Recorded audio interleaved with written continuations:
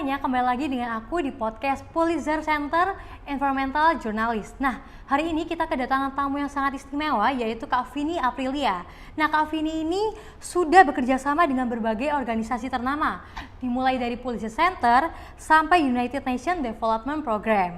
Nah, langsung aja kita sambut Kak Vini Aprilia. Halo. Oke, Kak. Supaya pemirsa di rumah lebih kenal nih sama Kak Vini, boleh nih memperkenalkan diri di kamera yang ada di sini.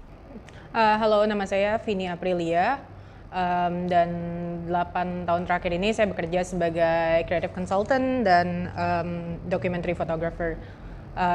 Dan kali ini mungkin saya bakal sharing tentang project saya dan yang waktu itu saya kerjakan bersama rekan saya Dina Rohmianingsih yang didanai oleh Pulitzer Center Rainforest Journalism Fund.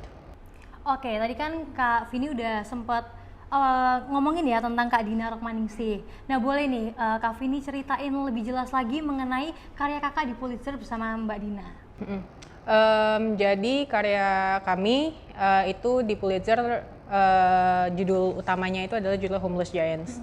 Jadi karyanya itu bercerita tentang gajah Sumatera dan gimana sedikit menyentuh tentang konflik gajah dan manusia, dan bagaimana deforestasi di Sumatera itu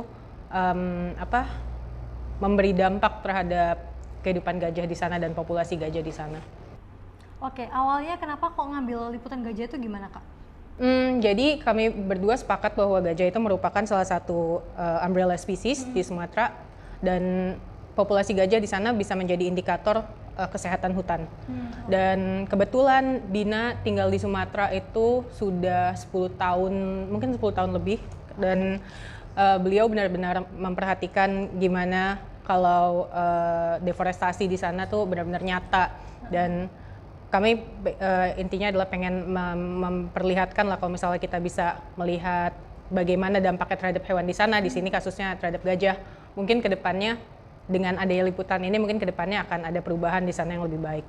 Oke, kalau misalnya liputan gajah ini merupakan liputan pertama kakak yang masuk ke Pulitzer Center atau gimana, Kak?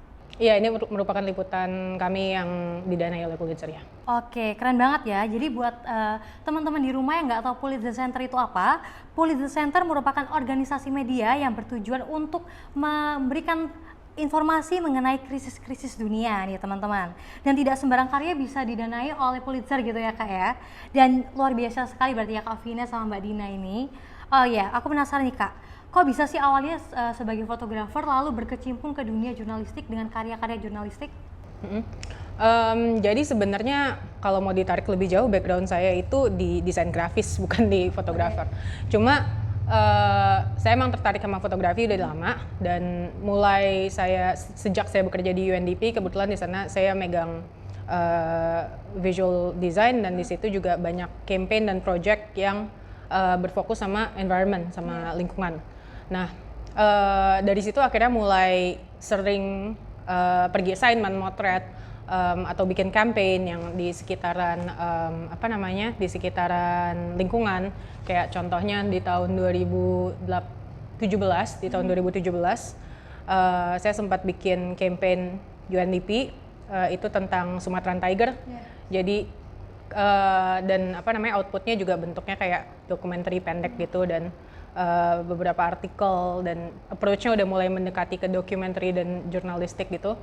Dan setelah itu keinginan saya untuk karena banyaknya exposure terhadap isu-isu environment, isu-isu lingkungan, jadi saya semakin kedepannya makin kayak ternyata emang benar sih lingkungan kita emang lagi nggak baik-baik aja, dan butuh menurut saya pribadi sebagai fotografer, menurut saya penting untuk menyajikan itu, dan agar orang lebih banyak lihat kalau ini loh sebenarnya kejadian seperti ini gitu. Dan setelah saya dari UN, saya lanjut sekolah, dan di sekolah juga saya ngambil cultural studies. Di situ juga saya lebih belajar lagi cara untuk gimana menyampaikan cerita, misalnya bukan cuma cerita sebagai teks tapi sebagai visual juga. Gimana cara menyampaikan suatu berita yang fair dan memiliki representasi yang bagus juga gitu. Dan di situ juga saya makin belajar gimana pentingnya visual storytelling untuk menyampaikan berita-berita tersebut. Dan setelah saya lulus, baru mulai kayaknya nih menarik juga kalau misalnya saya lanjutin aja nih dokumenter fotografinya. Terus ketemu Dina, akhirnya mulai dari tahun lalu kita mulai jalan bareng, ngerjain project bareng, salah satunya ini. Oke, yang pertama menggerakkan hati untuk kayak kerja sama Kak Dina itu gimana Kak, cerita awalnya? Jadi saya sama Dina itu dikenalin sama teman saya sendiri. Saya juga punya teman yang waktu itu saya waktu itu kuliah di sana, terus beliau juga kuliah di sana bareng sama saya, kami kenalan. Dan dia juga merupakan science journalist sama kayak Dina. Terus di situ saya dikenalin sama Dina, terus Dina awalnya ngajak untuk bukan project Pulitzer, tahun lalu itu didanain sama IWMF, International Women's Media Foundation. Terus Dina ngajakin, tertarik nggak nih buat motret tapi jurnalistik. Terus oke, isunya apa? Terus isunya tahun lalu tuh lebih seputar climate change. Dan itu udah mulai kayaknya menarik nih, dan kita ngerjain 3 berita bareng, dan mulai dari situ kayak yaudah kayaknya kita klop nih kerja bareng. Terus ya udah tahun ini berangkat lagi gitu. Oke. Tadi kan Kak Vini cerita kalau misalnya udah kerja sama Mbak Dina gitu ya, udah 3 project ya? 2 yang tahun lalu itu sebenarnya 1 project tapi 3 output, 3 cerita yang berbeda gitu. Nah itu gimana sih flow-nya gitu? Mungkin teman-teman di sini pingin tahu gitu ya, flow dari kerja jurnalistik kalau misalnya fotografer dan juga jurnalisnya itu gimana? Agak berbeda yang tahun lalu sama yang sekarang. Kalau yang tahun lalu itu aku pure di fotonya aja, jadi benar-benar Dina yang nulis semuanya, tapi cerita visualnya dari aku gitu. Nah waktu tahun lalu itu kayak jadi awalnya Dina share proposalnya gimana, rencana ceritanya gimana, apa aja yang mau di cover, orang-orang seperti apa aja yang kira-kira akan kita temui di lapangan, terus daerahnya seperti apa, terus abis itu di sana colorsnya apa untuk untuk detail di beritanya nanti. Nah dari situ saya juga ngelakuin riset sendiri. Kira-kira gimana nih foto yang bagus ya untuk menemani berita-berita tersebut. Jadi dari awal emang udah di planning. Kalau yang untuk mau ngebayin yang didanai oleh Pulitzer, ini agak beda karena di sini saya nulis juga. Saya nulis foto essay, jadi lebih berat di fotonya, dan isunya juga nggak terlalu technical tapi lebih human interest gitu, dan bikin film dokumenter juga pendek. Jadi di sini preparationnya lebih banyak. Selain saya harus nyocokin sama Dina mau nulis cerita tentang apa aja, saya juga harus develop, kalau misalnya Dina nulis kayak gini, 2 cerita tentang ini, kira-kira yang menarik untuk dibawa ke foto essay itu apa, atau yang menarik untuk kami jadikan film itu apa. Jadi risetnya agak lebih banyak yang lebih independen tahun ini. Oke, kalau misalnya brainstormingnya sendiri itu biasanya pure dari Mbak Dina atau dari Kak Vini sendiri? Bareng sih. Bareng gitu ya. Perlu berapa lama biasanya untuk 1 project gitu Kak? Jadi aku ingat Dina ngasih heads up tentang mau apply ke Pulitzer dan nawarin, Vin tertarik nggak ngerjain bareng lagi, itu kayaknya awal-awal tahun. Terus kami baru dapat pengumuman dapat grantnya tuh bulan Juni kalau nggak salah, Juli kita berangkat. Ya lumayan banyak, jadi preparation lumayan banyak, dan dari jarak dari kami dapat pengumuman kalau dapat ke kita berangkat tuh kalau nggak salah sebulanan mungkin. Oke, mungkin teman-teman di sini pingin tahu ya, kira-kira ada nggak sih lika-liku atau persoalan yang dihadapin sama Mbak Dina dan juga Kak Vini sendiri kalau misalnya kayak waktu brainstorming, perbedaan pendapat, pandangan, pemikiran tuh gimana Kak?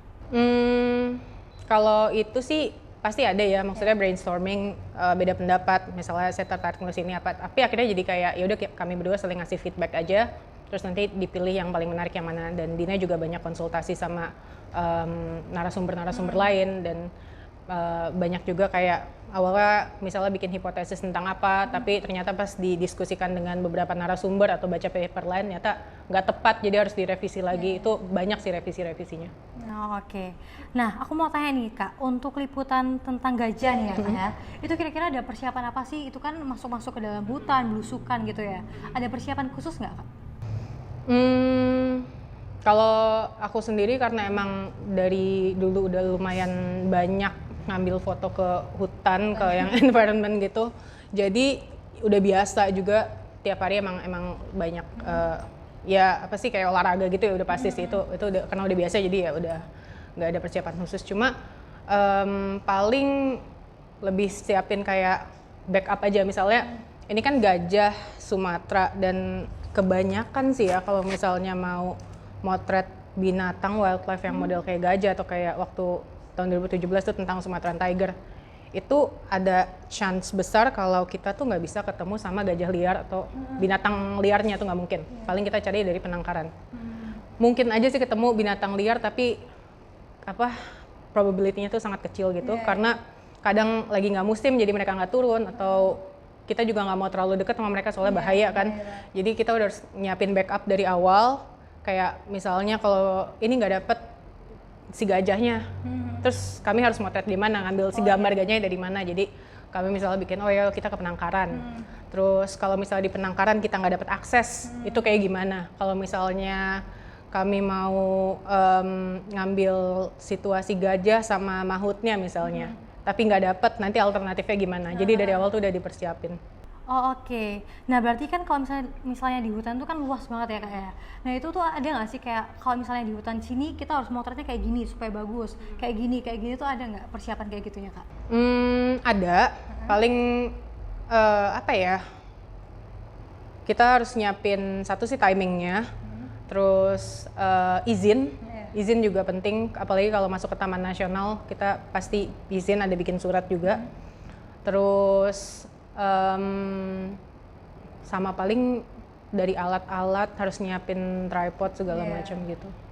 Oke Kak, kalau misalnya kayak dilema atau persoalan gitu ada nggak kalau waktu mau ngeliput?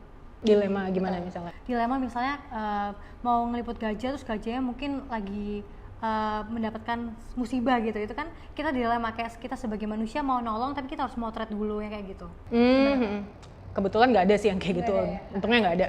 Cuma yang menarik waktu kita mau motret, jadi ada salah satu, kami motret ke salah satu taman nasional, kami udah bikin surat panjang lebar, tapi ternyata, dan pas di Jakarta tuh kami expect-nya, oh kita bakal dapat exclusive access nih, nggak ada orang lain gitu. Tapi ternyata pas sampai sana enggak, gitu, jadi sama turis-turis gitu. Cuma, jadi kita kayak, gimana nih mau motret gajahnya, tapi banyak orang yang lagi main-mainan sama gajah, terus mereka juga bayar kan kayak gitu. Jadi, yang mana dulu, apa kita tungguin mereka, apa gimana, terus dan kebetulan sih lumayan bisa di handle ya. Jadi kita pintar-pintar aja cari angle-nya kayak gimana. Nah terus waktu ketemu sama, bukan gajah liar sebenarnya, dia captive juga, itu punyanya si Aryo di Cotgirek, salah satu desa yang kami kunjungi. Di situ ada gajah juga, gajahnya cuma satu. Pas mau motret dia juga sebenarnya nggak dilematis sih, cuma gimana biar si gajahnya juga kita nggak cuma motret-motret aja gitu, jadi kita cuma bisa kayak berinteraksi juga sama gajahnya, biar gajahnya juga nyaman gitu. Oke, nah kalau misalnya selama liputan gitu, terutama di hutan gitu, ada suka dukanya dong ya pasti Kak. Boleh nih ceritain ke teman-teman yang ada di sini, suka dukanya apa sih Kak sebagai jurnalisme lingkungan gitu ya? Sukanya sih pasti dapat kesempatan untuk masuk ke hutan-hutan ini yang mungkin nggak semua orang bisa. Terus sukanya juga ketemu sama gajah, ketemu banyak orang, terus kenalan sama orang banyak kan di field juga. Terus banyak sih sebenarnya sukanya. Dukanya apa ya? Dukanya paling ya itu nggak sukanya ya? banyak sukanya. Cuma dukanya ya paling kadang kita ngerasa aduh miris gitu, misalnya ke satu tempat kayak waktu di Cotgirek itu desanya lumayan agak secluded banget di dalam kebun sawit. Terus kita ngebayangin nih gimana kalau anak-anaknya sekolah atau gimana. Terus atau misalnya ya itu kita dari awal udah expect nanti ketemu gajah liar, ternyata pas nyampe sana nggak ada gajah liarnya. Kayak gitu sih paling ada dukanya, misal kayak kalau masuk hutan digigit lintah atau apa gitu. Pernah Kak digigit lintah gitu? Dina waktu itu digigit lintah, cuma ya kayak gitu sih maksudnya. Kita kadang sebenarnya kita expect, cuma mungkin pas nyampe sana nggak mungkin lah gitu. Terus ternyata pas nyampe sana iya, terus kami harus jalan lumayan jauh dan bawahnya lumpur. Si bawah tanahnya tuh lumpur gitu. Jadi pas mau balik kaki udah lumpur semua nih, gimana harus nyeker apa gimana ya, kayak gitu sih paling. Nah pasti kan kalau misalnya di hutan itu banyak hal-hal atau momen yang nggak kita duga gitu ya Kak. Gimana sih caranya supaya kita tahu kalau misalnya momen itu tuh harus kita potret sekarang juga gitu Kak? Paling lebih kayak, kalau saya pribadi sih saya benar-benar merhatiin situasinya gimana. kadang saya juga nggak mau motret kalau misalnya narasumber kami misalnya lagi cerita panjang lebar dan lagi ceritanya lagi seru, atau misalnya dia lagi ceritanya apa ya, mungkin buat dia emosional atau gimana, saya juga nggak gitu pengen motret, saya pengen ngasih space buat gitu beliau atau gimana. Tapi paling sih saya juga stick ke plan saya, jadi apa aja yang harus difoto, yang penting itu dulu udah dapet, nanti shot-shot tambahannya pas di sana sih, kayak oh ini kayaknya menarik potret gitu. Oke, jadi potretnya itu emang kayak tinggal potret-potret aja, nanti tinggal dipilih mana yang menarik gitu ya Kak ya? Sama itu sih, emang dari awal harus planning apa aja yang harus difoto, terus lihat-lihat referensi juga kira-kira mau motret gajah gimana, atau kira-kira saya juga nggak gitu kepengen untuk misalnya gajahnya sakit atau gimana, saya nggak pengen ngasih visual yang terlalu apa ya, gory atau gimana gitu. Oke. Nah Kak, jurnalisme itu kan ada banyak ya, ada jurnalisme politik, ekonomi, budaya. Nah kalau misalnya aku lihat dari karya-karya Kakak dan juga Mbak Dina ini, kebanyakan tuh mengenai jurnalisme lingkungan. Nah kira-kira apa sih alasan spesifik gitu ya, kenapa kok suka banget sama jurnalisme lingkungan gitu daripada jurnalisme yang lainnya gitu? Kalau Dina saya kurang tahu, cuma kalau Dina dia backgroundnya di science journalism. Tapi kalau saya pribadi, saya tertarik sama lingkungan itu ya karena saya waktu itu banyak kerja di daerah lingkungan, di lingkungan, dan saya juga lumayan banyak hobi saya yang di outdoor, dan otomatis jadi merhatiin lingkungan, dan jadi akhirnya peduli sama lingkungan, dan menurut saya lingkungan perlu banyak yang perlu diceritakan dari kondisi lingkungan kita sekarang. Pernah nggak sih Kak, kayak Kakak lagi ngeliput lingkungan gitu ya, terus jadinya kayak Kakak punya pemikiran gitu, kalau misalnya ternyata lingkungan kita kayak gini ya, dan itu butuh pertolongan termasuk dari jurnalis itu sendiri, gimana? Iya, pernah kayak gitu. Jadi pas kami di field, jadi pas ngelihat kondisinya kayak gimana, jadi itu benar-benar baru.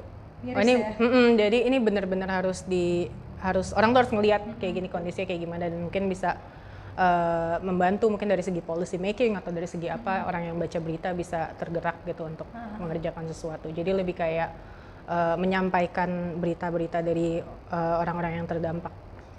Oke Kak, nah kalau misalnya kita mau memberitakan supaya hal itu terdampak buat orang lain, pasti visualisasinya harus bagus gitu ya Kak ya. Ada nggak sih tips-tips dari Kakak buat teman-teman yang ada di rumah, kira-kira kalau misalnya kita memotret itu harus kayak gimana sih gitu?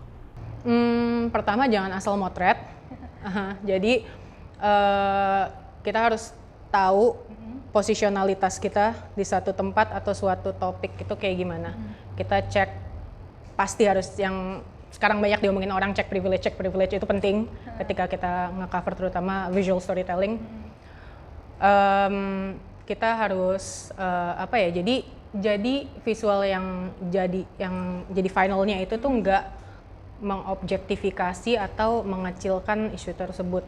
Jadi fair gitu loh, kita nggak yang cuma datang ke satu tempat foto-foto cabut udah nggak ada update gitu. Jadi kita benar-benar harus berempati sama orang-orang yang dan ada lingkungan tersebut, mau itu orang, mau itu binatang, mau itu cuma space aja, kita harus benar-benar berempati dan menentukan posisi kita di sana sebagai siapa, kita berasal dari mana, dan make sure kalau foto visual yang kita hasilkan itu enggak speaking over them, tapi kita menyampaikan apa yang mereka ingin sampaikan gitu. Jadi ya itu jadi fair ke semuanya. Oke, seperti yang kita ketahui kalau misalnya isu lingkungan tuh masih belum banyak media-media yang paham gitu ya Kak ya. Kira-kira apa sih inovasi dari Kak Feni sendiri tentang itu gitu, supaya orang-orang itu makin tahu gitu kalau misalnya lingkungan kita itu butuh kita gitu?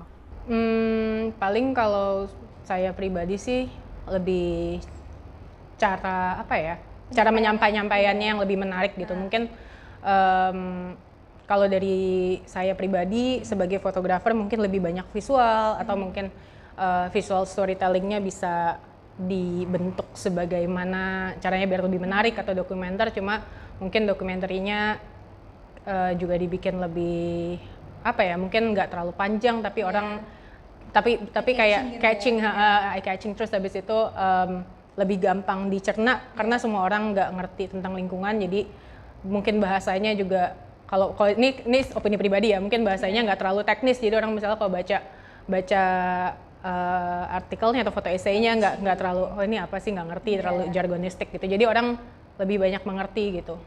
Oke. Nah Kak, tadi kan kita udah ngomongin tentang pemotretan Kakak di lingkungan gitu ya. Kira-kira ada nggak sih alat-alat tertentu, misalnya kayak kameranya harus lensa berapa, atau harus menggunakan apa, atau ada kayak persiapan bajunya gimana, itu gimana Kak? Sebenarnya sih nggak, kalau saya pribadi sih nggak yang kayak harus punya ini semua gitu. Cuma yang penting kalau misalnya mau motret binatang, kalau ada binatang, siapin lensa tele yang panjang karena kemungkinan besar kita nggak bisa mendekat ke binatangnya kan. Terus ya lensa biasa, lensa tele, paling tripod tuh penting banget, harus dibawa.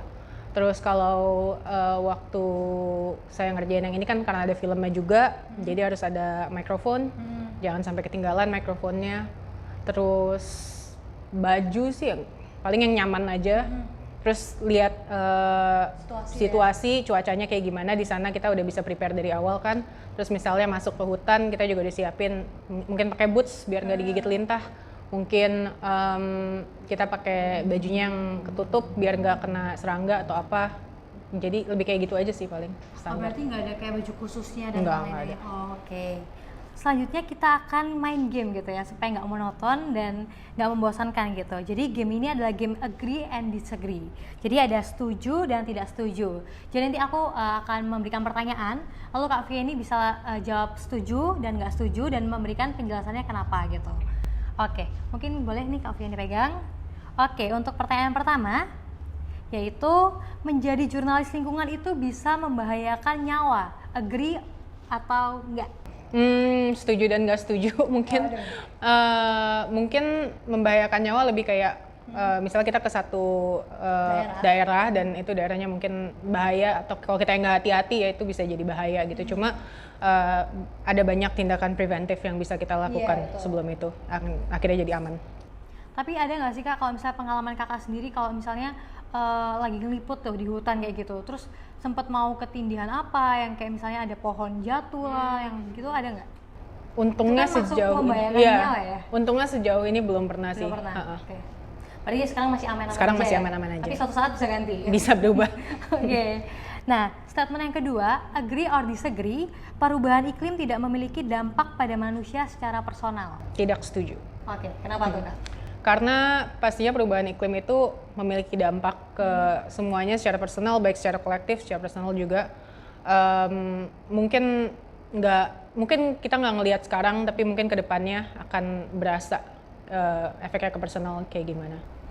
Tapi kan sekarang itu banyak banget ya, orang tuh masih kayak ngomong ini iklimnya masih biasa aja gitu. Tapi padahal kita udah ngerasain udah panas banget, cuaca sering nggak karuan gitu ya, maksudnya kadang hujan, kadang panas, kadang hujan, kadang panas gitu. Nah gimana sih Kak cara supaya mengingatkan mereka gitu ya, supaya lebih aware lagi gitu kalau misalnya lingkungan kita itu udah nggak baik-baik aja gitu. Mungkin cara paling mudah buat mereka adalah melihat orang-orang yang yang directly affected by the climate change.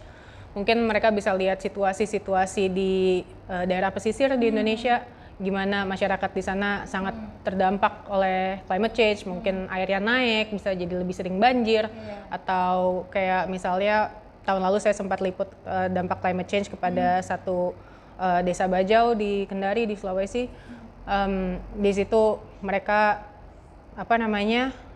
pekerjaan utamanya dulu nangkep tuna, tapi akhirnya tunanya pindah ke laut lebih dalam karena itu salah satu dampak climate change gitu. Jadi airnya semakin panas kan, mereka di tempat yang lebih dingin. Terus jadi mereka pendapatannya berkurang, terus mereka cuma bisa ngambil ikan karang aja yang lebih kecil-kecil. Itu mereka sangat berdampak gitu kepada orang-orang yang tinggal di pesisir misalnya, contohnya gitu. Jadi buat orang-orang kota yang nggak ngerasa dampaknya, mungkin jangan mikirin diri sendiri dan lebih lihat ke orang yang benar-benar langsung terdampak langsung gitu.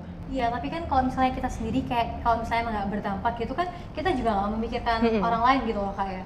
Jadi menurut Kakak sendiri, Kakak pernah nggak sih kepikiran karena kalau melalui karya, jadi Kakak bisa berdampak juga gitu buat orang lain untuk lebih aware nih sama lingkungan kita yang kayak udah berubah gitu.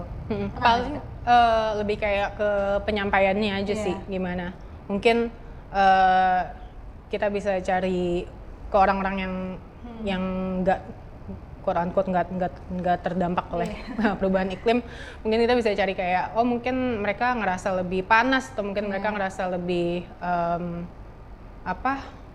mungkin mereka makan ikannya nggak fresh lagi atau apa, mungkin setelah kita kita bikin sangkut pautannya di situ, mungkin mereka bisa lebih tertarik untuk baca lebih lanjut karena itu nggak langsung berpengaruh ke mereka tapi ke orang-orang lain di luar sana. Jadi menurut Kak Vini sendiri, jurnalisme lingkungan itu berpengaruh ya? Sangat berpengaruh. Sama pola pikir manusia dan orang yang ada di bumi ini gitu. Statement yang ketiga, kerusakan lingkungan merupakan sesuatu yang telah terjadi dan tidak bisa diperbaiki. Agree or disagree? Boleh mikir dulu nih Kak. Iya, agak susah ya sebenarnya. Mungkin agree, mungkin disagree ya, soalnya lumayan pesimistik juga kalau misalnya nggak bilang ini nggak bakal bisa diperbaiki, tapi tulit ya. Iya, soalnya dampak kerusakan lingkungan itu kan udah lama ya, terutama di negara seperti Indonesia gitu, itu udah terjadi, mungkin penyebabnya udah lama dari zaman karena adanya kolonialisme, terus pembukaan lahan dan akhirnya nggak bisa berhenti sampai sekarang. Dan untuk dibetulkannya lagi, diperbaiki lagi butuh tahunan mungkin. Jadi ya agree and disagree. Saya nggak mau bilang ini nggak bakal bisa diperbaiki, pesimis ya. Cuma mungkin I don't know, mungkin ketika umur saya nggak tahu udah mati kali baru bisa pindah. Tapi ya agree and disagree. Oke, aku mungkin melalui jawaban kakak tadi aku mau tanya nih, berarti perubahan kecil tuh sebenarnya berpengaruh nggak sih? Karena kan orang bilang kalau misalnya perubahan kecil itu adalah satu pengaruh yang besar gitu. Jadi berarti kalau misalnya dari jawaban Kak Vin tadi, perubahan kecil tuh nggak berpengaruh dong ya? Harus satu orang harus melakukan perubahan besar secara langsung, atau gimana? Mungkin nggak satu orang harus melupakan perubahan besar secara langsung ya, karena nggak semua orang punya akses untuk melakukan itu, nggak semua orang juga bisa melakukan itu gitu. Mungkin sebagai kalau misalnya ngomongin masalah lingkungan atau climate change gitu, mungkin solusi yang sebenarnya harus dilakukan tuh lebih kayak perubahan sistematis gitu, bukan cuma individual aja. Kalau misalnya semua misalnya semua masalah climate change dibebanin ke individual, kayak misalnya jangan pakai plastik atau apa, ya mungkin itu akan lebih susah ya ke depannya gimana. Cuma ya nggak salah juga kalau kita melakukan itu gitu. Cuma yang lebih penting ya lebih ke sistemnya itu, karena itu sudah sangat sistematis. Sistematis itu berarti maksudnya dari pemerintah gitu kan ya? Dari pemerintah dan dari gimana secara kolektif melihat perubahan iklim, kayak gitu sih paling. Nah, ngomongin soal pemerintahan Indonesia nih ya Kak ya, pemerintah Indonesia itu belum mengambil cukup bertindak dalam menanggulangi atau mencegah isu lingkungan. Agree or disagree? Agree. Kenapa? Karena emang belum ada. Ya lebih jawaban gampangnya sih emang karena belum ada dampak konkretnya gitu. Tapi mungkin sudah ada yang dilakukan, cuma masih berjalan atau masih belum kelihatan dampaknya, atau mungkin mandek di jalan juga, kita nggak tahu. Cuma kalau secara kasat mata sih kayaknya belum. Kalau kayak gitu ada nggak sih Kak, mungkin pemikiran dari kakak sendiri buat pemerintah Indonesia tuh harusnya ngapain sih supaya kita juga bisa menanggulangi bencana-bencana atau lingkungan itu sendiri gitu? Mungkin lebih banyak mendengarkan ke orang-orang yang terdampak langsung oleh isu lingkungan, dan bukan cuma didengarkan aja tapi juga diimplementasikan. Oke. Statement yang terakhir, masyarakat Indonesia memiliki pengetahuan yang cukup mengenai isu lingkungan. Agree or disagree? Yang cukup, pengetahuan yang cukup Kak? Soalnya nggak bisa digeneralisir juga masyarakat Indonesia yang mana dulu kan. Tapi kalau menurut pandangan kakak yang ada di lingkungan kakak aja sih. Oke. Kalau yang ada di lingkungan saya mungkin lebih ke yang lebih muda kali ya. Anak-anak yang lebih muda mulai banyak yang aware sama isu lingkungan, dan menurut saya itu bagus sih. Cuma mungkin ada beberapa juga yang masih nggak peduli gitu atau gimana. Cuma kalau di lingkungan saya untungnya udah lumayan aware sama isu lingkungan. Oke, ternyata statement yang terakhir nih Kak. Kalau begitu menurut kakak, apakah masyarakat ini sudah memiliki kepedulian yang cukup mengenai isu lingkungan? Tadi kan kakak bilang belum gitu ya. Nah, gimana sih cara meningkatkan kepedulian kita, terutama orang-orang yang tinggal di bumi ini ya, supaya lebih aware nih sama lingkungan kita gitu, gimana Kak? Paling kalau secara individu mungkin bisa mulai melakukan hal-hal kecil yang kayak tadi kamu bilang. Mungkin mulai lebih sering baca baca berita tentang lingkungan atau misalnya perhatiin lingkungan kita sendiri kayak gimana, apa ada perubahan dan itu berpengaruh apa enggak. Kalau misalnya nggak berpengaruh dan nggak mau ngelakuin apa-apa ya it's your choice. Cuma kalau misalnya mau lebih peduli lagi ya bisa mungkin ya itu melakukan dari hal-hal kecil dan perbanyak pengetahuan tentang lingkungan aja dan apa yang sedang terjadi sekarang. Dan salah satunya ya bisa dengan membaca berita-berita dan karya-karya jurnalistik tentang lingkungan karena sangat membantu untuk memperlihatkan kepada kita yang tinggal di kota yang nggak gitu ngerasain dampaknya climate change atau kerusakan lingkungan. Jadi kita bisa lebih aware dan lebih bisa membuat keputusan yang lebih baik, make good choices ya. Oke, aku juga mau tanya ini sih Kak, secara personal gitu ya.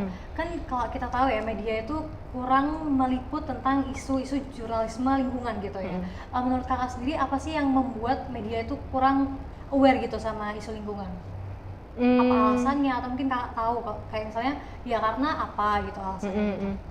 Saya sendiri sebenarnya kurang tahu ya kenapa lingkungan nggak banyak diliput padahal banyak banget isu lingkungan yang terjadi terutama di Indonesia.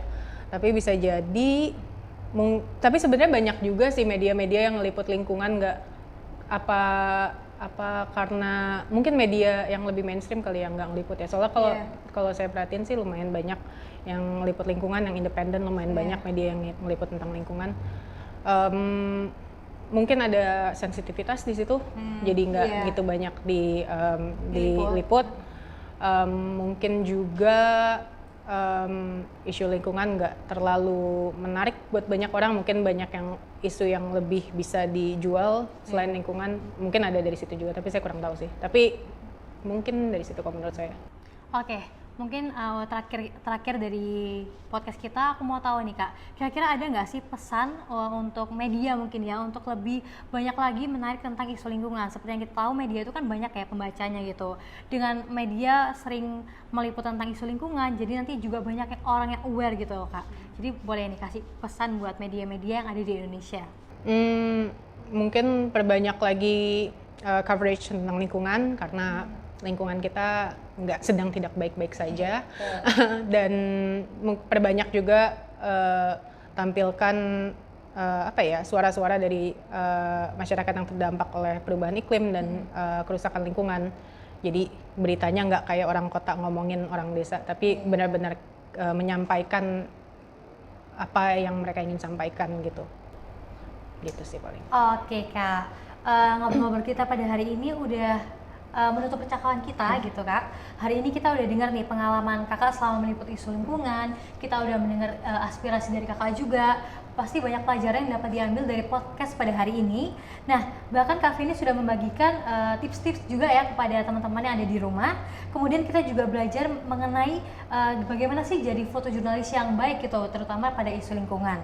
Nah, mungkin cukup sekian pembicaraan kita pada hari ini. Terima kasih banyak Kak telah datang dan juga meluangkan waktu untuk kami. Aku Ella Rochelle Metasyanto dan narasumber kita Vini Aprilia.